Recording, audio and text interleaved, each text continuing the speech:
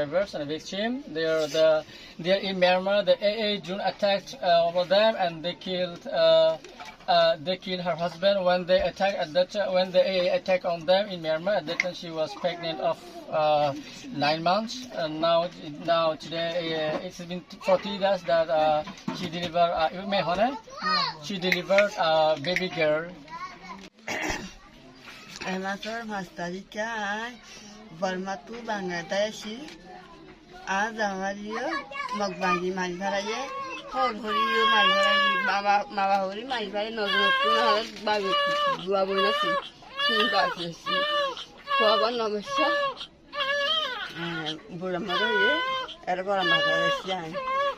Great that 5 September 2024 she arrived in Bangladesh, and she was in Myanmar. She was 9 months pregnant, and she delivered baby at the mid of the river, river.